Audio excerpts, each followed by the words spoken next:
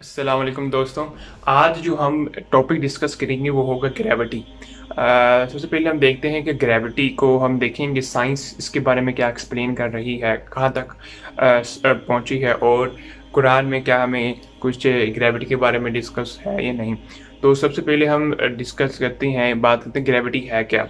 तो हमें मालूम है सबको कि जब भी हम कोई भी चीज़ फेंकते हैं, ड्रॉप करते हैं हाइट से, तो वो नीचे की तरफ, अर्थ की तरफ आती है। और गोया में ऐसे लगता है कि हमारी जो ग्रेविटी है, अर्थ है, वो हर चीज़ को अपनी तरफ खींच रही है, ठीक है। और हर चीज़ को खींचने का मकसद ये है कि अर्थ के अंदर ऐसी ना ऐसी कोई फोर्स है होगी जो कि हर बॉडी को, हर दूसरी चीज़ को जो भी है अपनी तरफ खींचेगी, ठीक है। तो हम देखेंगे ये कॉन्सेप्ट कितना वैलिड है और आज की साइंस इससे क्या समझती है और क्यों इसे एक्सप्लेन इस तरह नहीं करती। और इसकी पहले हिस्ट्री थोड़ी सी देख लेते हैं और उसके बाद फिर हम साइंस में जाएंगे और एंड पे हम इंशाल्लाह ताला कुरान पाक में देखेंगे कि कौन सी कोई आयत है इसके बारे में। तो सबसे पहले हम देखते हैं कि ग्रेविटी में काम कैसे शुरू हुआ, कैसे साइंटिस्ट ने इसमें डिस्कस किया। तो हमें तो न्यूटन का ही पता मिलता है, न्यूटन ही का हमें मालूम होता है कि न्यूटन ने इसे डिस्कस किया, लेकिन ये बात नहीं ठीक थी क्योंकि न्यूटन से पहले भी इस पर काफ़ी साइंटिस्ट ने इस पर जो है वो रिसर्च वगैरह की थी, जिसमें इब्न अल हैथम भी आ जाते हैं जो कि मुस्लिम साइंटिस्ट थे। इन्होंने भी इसके बारे में काफ़ी जो है वो इसे ग्रेविटी तो नहीं कहा था, लेकिन उन्होंने इसके बारे में डिस्कस किया था कि कुछ ना कुछ ऐसा है जो कि इसे आपस में दो बॉडीज़ को मिलाए रखती है। तो इब्न हैथम के बाद बहुत सारे साइंटिस्ट आए जिन्होंने इसे डिस्कस किया, लेकिन उसके बाद जो है न्यूटन ने कहा कि हमारे जो ना इस तरह हम जब उसके सर पर जो है ना सेब गिरा, लेकिन उसके सर पर भी नहीं सेब गिरा, वो उसने देखा था एक सेब अपने सामने गिरते हुए। तो फिर उसने उस पर काम करना शुरू कर दिया कि यार ये किस तरह, यानी वो समझना चाहता था कि ये किस तरह फिनोमेना कैसे होता है कि एक कि क्या अर्थ के अंदर कशिश शकल है, कोई ऐसी चीज़ है जो कि वो हर चीज़ को अपनी तरफ खींचती है। तो फिर न्यूटन ने फिर उस पर काम किया, फिर उसके काफ़ी उसने अपनी थ्योरीज भी दी। और न्यूटन लॉ ऑफ ग्रेविटेशन, ठीक है ना, कि हर बॉडी जो है वो अट्रैक्ट करती है दूसरी बॉडी को। और इसमें ये भी था, उसके बाद ये तो यहाँ पे तो कंक्लूड हो गया कि हर चीज़ जो जब उसने अपना एफ इजिकल जी और m1 m2/r² वाला एक मशहूर फार्मूला दिया, ठीक है। तो उसमें यही था कि हर जो चीज़ है, हर एक बॉडी दूसरी बॉडी को अट्रैक्ट कर रही है, अट्रैक्शन है, ठीक है। और उसकी जो फोर्स होगी वो यूनिवर्स स्क्वायर होगी उसके रेडियस के।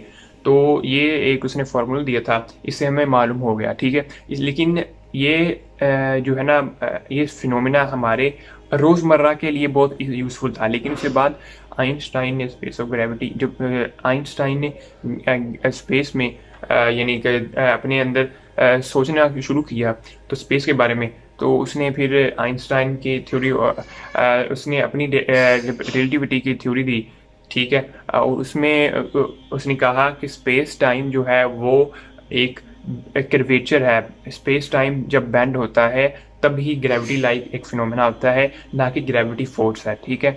और हमें पहले मालूम था आइंस्टाइन से पहले, तो हमें आइंस्टाइन से पहले तो ये मालूम था कि ग्रेविटी एक फोर्स है, ठीक है। लेकिन आइंस्टाइन ने कहा ग्रेविटी फोर्स नहीं है, ठीक है, ये इल्यूजन है, ये बल्कि स्पेस टाइम की जो स्पेस टाइम है उसकी बैंड होने की वजह से कर्वेचर एक चीज़ प्रोड्यूस होती है जो कि as act like a force act करती है, लेकिन ये फोर्स नहीं है, ठीक है। और ये यहाँ तक हम पहुँचे हैं।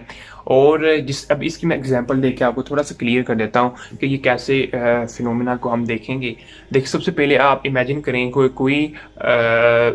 जब कोई एक आदमी है, शख्स है जो कि बिल्डिंग से गिर रहा है, ठीक है ना। जब बिल्डिंग से वो गिरेगा तो वो क्या महसूस करेगा, ठीक है। यानी कि वो किस तरह, यानी वो क्यों गिर रहा है, क्योंकि एक फोर्स लाइक है चीज़ जो कि अब हर अर्थ में हर बॉडी को खींच रही है, तो वो नीचे तो गिरेगा, ठीक है। लेकिन क्या वो यानी कि वो खुद वेटलेसनेस का शिकार होगा, यानी खुद ही उसका ऐसे लगेगा वो वेटलेस है, ठीक है ना। वो इसी स्टेट में अंदर होगा कि उसका कोई वजन नहीं, उसे नहीं फील हो रहा होगा, ठीक है। तो ये बड़ा ऐसा अच्छा कॉन्सेप्ट है इसको डिस्कस करने, इसको समझने के लिए। इसी में एक आ जाए कि हम ये इसकी एक और मिसाल लेकर मैं समझाता हूँ कि मिसाल के तौर पर हम रॉकेट हैं, ठीक है ना। रॉकेट पे हम बैठ खड़े हुए हैं, ठीक है, और उसे हमने डीप स्पेस के अंदर जो है वो उसे थ्रस्ट कर दिया और हमें रॉकेट के जरिए हम जी स्पेस की सैर करने जा रहे हैं, ठीक है। तो अब आप मुझे बताएं कि उस जो बंदा होगा, ठीक है, वो बंदा खुद क्या फील करेगा, ठीक है, वो खुद वेटलेसनेस फील करेगा, ठीक है।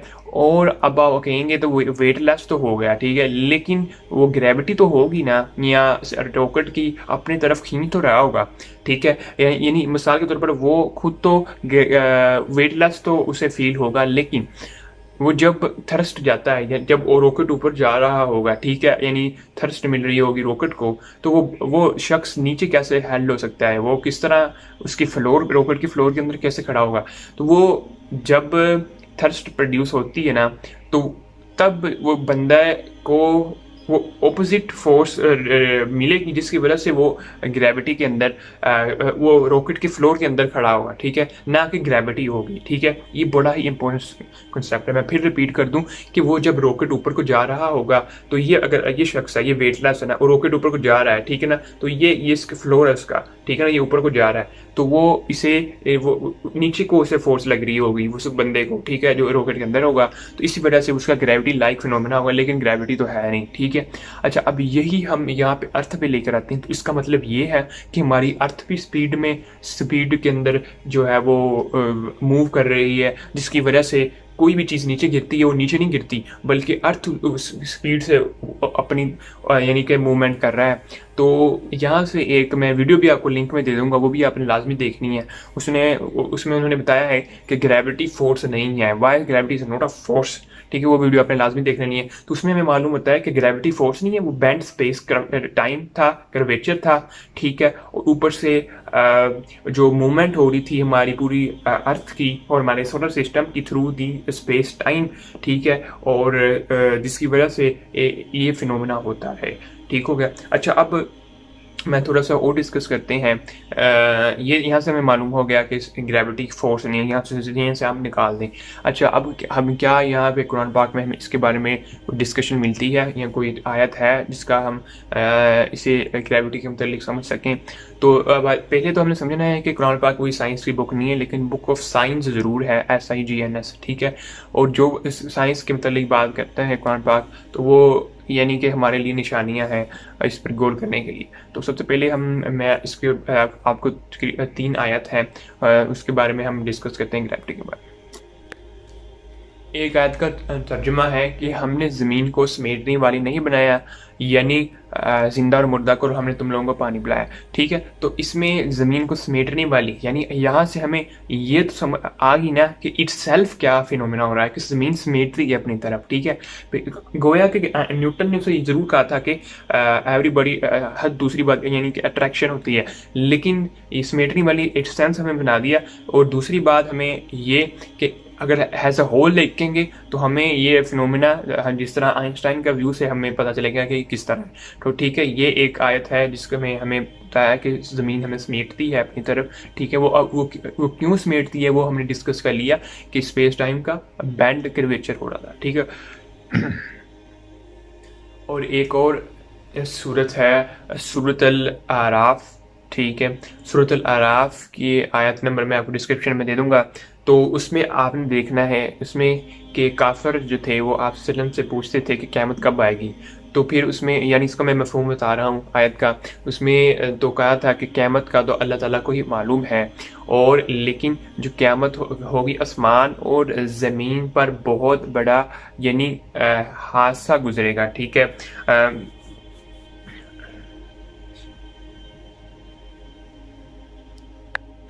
जी, तो इस एक और आयत है सूरत अल आराफ की, जिसमें काफिर आपसे से पूछते हैं कि क़यामत कब आएगी। तो फिर उसमें है कि क़यामत का तो इल्म अल्लाह ताला को ही है, लेकिन वो ज़मीन और आसमान पर बहुत बड़ा हादसा यानी गिरा गुजरेगा, हादसा होगा।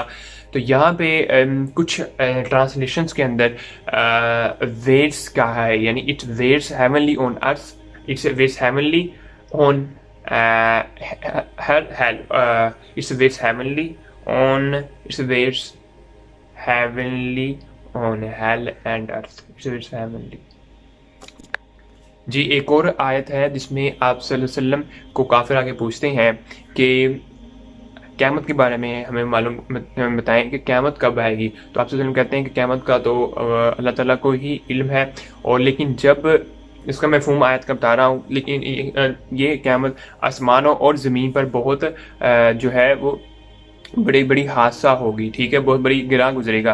और यहाँ पे कुछ ट्रांसलेशन के अंदर हमें ये भी मिला है कि इट्स वेट्स, मैंने देखा तो यहाँ पे मिला कि it's weights on heaven and earth, ठीक है ना, heavenly, it's heavenly on heavens and earth, ठीक है, यानी कि वो जो वेट्स है इटसेल्फ, इसे ग्रेविटी ही कंसिडर कर रहा है, क्योंकि हम देखें ना इसे ओवरऑल फिनोमिना को कि वो जो जब ग्रेविटी कोलैप्स हो जाएगी तो यानी उसका वो बड़ा गिरा गुजरेगा हमारी आसमानों पर और ज़मीन पर, ठीक है ना। ये एक सेंस बन सकती है कि जो वेट है, ठीक है, वो इटसेल्फ ग्रेविटी है, जो कि ग्रेविटी इटसेल्फ बहुत गिरा गुजरेगी अर्थ और आसमानों पर, ठीक है, जब ये ग्रेविटी का जो है वो हादसा होगा, यानी स्पेस टाइम का हादसा होगा, क्योंकि हमें मालूम है कि ये सब चीज़ें जो है वो अल्लाह ताला के हुक्म से थामे हुए हैं एक चीज़ों को, ठीक है, ग्रेविटी लाइक जिसे हम कहते हैं, और यानी स्पेस टाइम भी, ठीक है। और जब क़यामत आएगी तो ये जो अल्लाह ताला ने जिस तरह डार्क मैटर, डार्क एनर्जी है जो कि इसे पूरी यूनिवर्स को पंप आउट कर रही है, और यही जो ड्राइविंग फोर्स है यूनिवर्स की, यही जब ख़त्म होगी तो कैसे कोलैप्स हो जाएगी हमारी यूनिवर्स, ठीक है। और इसके बाद एक और आयत है सूरत अंबिया की, जिसका तर्जुमा है कि हम इसे लिखे हुए कागज़ के लिखने की तरह लपेट देंगे, यानी क़यामत के बारे में है, और जिस तरह हमने पहली मखलूक तख्लीक की थी इसी तरह दोबारा अदा करेंगे, ठीक है। तो यह बहुत बड़ी इंपॉर्टेंट चीज़ है कि जब लिखने हुए कागज़, ठीक है ना, लिखे हुए कागज़ की तरह लपेट देंगे, ठीक है, तो ये बड़ा ही इंपॉर्टेंट बात है। और हमें उसके बाद हमें मालूम है कि जो वार्म होल है, ठीक है, वार्म होल जो इटसेल्फ वो क्या है, वो स्पेस टाइम लिपट जाता है, ठीक है, जब स्पेस टाइम लिपटता है तो वार्म होल बनता है, ठीक है ना, जो कि अभी हमने देखा तो नहीं है, प्रूव नहीं हुआ, लेकिन हमारा यानी सोच है कि इस तरह की चीज़ें लाजमी होंगी, ठीक है, साइंटिस्ट इस तरह कहते हैं। तो यानी कि फिर जो क़यामत आएगी तो स्पेस टाइम रैप अप हो जाएगा, ठीक है, वो बैंड हो जाएगा लिखे हुए कागज़ की तरह, ठीक है। अब मैं यहाँ पे पिक्चर लगा दूंगा आपको, तो वो देख लेना आप कि किस तरह जो है ना बिग क्रंच होगा, यानी साइंटिस्ट कहते हैं जिस तरह हमारा एक पॉइंट से यूनिवर्स कैसे बिग बैंग हुआ, तो उसी तरह दोबारा जो है वो सब चीज़ें आहिस्ता आहिस्ता डार्क मैटर जो है, डार्क एनर्जी वो कम होना शुरू हो जाएगी, सब चीज़ें छोटी छोटी होती चली जाएंगी, और यानी कि वो फिर सारी चीज़ें ऐसे आके वो पॉइंट पे आके दोबारा हमारे पास वो ख़त्म हो जाएगी सारी चीज़ें, ठीक है, किस तरह बिग क्रंच होता है। तो यहाँ पे हमें मालूम होता है कि तब स्पेस टाइम रैप अप हो जाएगा, ठीक है। जैसे पहले, यानी मिसाल के अगर मैं आपको एग्जांपल दूँ तो आपको अगर मैं बताता हूँ कि ये अगर हमारे पास पेपर है, ठीक है, अगर ये पेपर है तो यहाँ से ये वाला पॉइंट से मैं शुरू करता हूँ बिग बैंग, यहाँ से बिग बैंग हुआ, ठीक है, और हम सेंटर में आ गए इस पेज के, ठीक हो गया, यानी सारी गैलेक्सीज बनी, वो बहुत बड़ी होती गई, ठीक है, हमारी यूनिवर्स बड़ी होती चली, ये इस सेंटर लाइन पे आ गई, ठीक है। तो इसके बाद क्या होगा कि जब स्पेस टाइम रैप अप हो जाएगा, ठीक है, तो फिर क्या होगा, वो सारी चीज़ें जो हैं, वो सारी यूनिवर्स वो आपस में फिर छोटी होना शुरू हो जाएंगी, ठीक है, छोटी होती इस जाके पॉइंट में आके वो दोबारा कोलैप्स यानी ख़त्म हो जाएगा, सब कुछ वो सब शॉर्ट होगा, आप देख रहे होंगे तस्वीर के अंदर, ठीक है। और ये मैं आपको यहाँ से एनालॉजी दे दूँ, और ये स्पेस टाइम यानी इस तरह बैंड हो जाता है, और ये हमारा जो है वो वार्म होल इस तरह बनता है, ठीक हो गया। तो ये एक काफ़ी इम्पोर्टेंट चीज़ थी। तो ये थी मेरी जो कि मैंने इसके बारे में पढ़ा था, डिस्कस किया तो आपसे। तो यानी ये जो जितनी भी चीज़ें हैं ये आज की हमारी समझ के मुताबिक हैं, ठीक है। और ये क़यामत तक के लिए कुरान पाक का मौज़ा है कि ये हर इंसानियत के लिए, हर कौम के लिए, हर ज़माने के लिए ठीक हिदायत है, ठीक है। तो हम आज के ज़माने में अपनी जितनी समझ के मुताबिक इसे इंटरप्रेट कर सकते हैं, ठीक है। और नो डाउट कि फ्यूचर के अंदर हम और तरीके से इसे सोचेंगे, और चीज़ों से नई डिस्कवरीज होंगी, फिर और समझने का और हमारा जो है ना वो हमारी इमेजिनेशन और ज़्यादा जाएगी, ठीक है। तो ये तो हमारे आज तक जितना हमें समझ आ रहा है, ठीक हो गया। और अगर आप इसके बारे में आपको भी इल्म हो तो आप भी कमेंट करके मुझे लाजमी डिस्कस करिएगा कमेंट के अंदर कि आपको इसके बारे में क्या राय है आपकी। थोड़ा सा अब हम जाते जाते मैं आपको इसका बता देता हूँ। एक कोट है कि matter tell space time how to curve and space tell matter how to move, ठीक है। तो यहाँ से हमें मालूम हुआ कि किस तरह हमारी जो है वो चीज़ें होंगी, ठीक है, ठीक हो गया। ये हम जितना मैंने बताया ये आज के ज़माने में जितना हम समझ सकते हैं हम इंटरप्रेट कर सकते हैं, ठीक है। और ये क़यामत तक के लिए हिदायत है और हर ही ज़माने के लिए। तो इसलिए ये आज हम जितना सोचते हैं उस लिहाज से ही हम इसे इंटरप्रेट कर सकते हैं। नो डाउट फ्यूचर के अंदर ये चीज़ें और तरक्की कर जाएंगी, डिस्कवरीज होंगी, ठीक है। तो हम उस लिहाज से फिर इंटरप्रेट करेंगे कुरान पाक को। यही तो कुरान पाक का मज़ा है। तो अब एक और मैं ज़्यादा एक और चीज़ थोड़ा डिस्कस करना चाहता हूँ कि एक कोट है कि स्पेस जो है मैटर है वो matter tell space time how to move, और space tell matter how to move, ठीक है ना।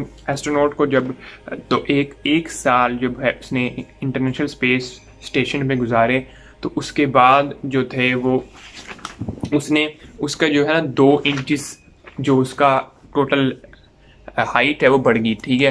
तो ये बड़ी इंपॉर्टेंट बात थी क्योंकि वहाँ पे ग्रेविटी नहीं होती, वेटलेसनेस होती है, जिसकी वजह से उसकी जो है लिगामेंट्स जो थे, क्योंकि हमारी अर्थ के अंदर हमारे लिगामेंट्स जो हैं वो कंप्रेस हो रहे होते हैं, ठीक है, जिसकी वजह से हाइट थोड़ी सी कम हो जाती है। वो बड़ी ही बहुत थोड़ी कोई नैनोज के अंदर या कोई ऐसी चीज़, ठीक है ना।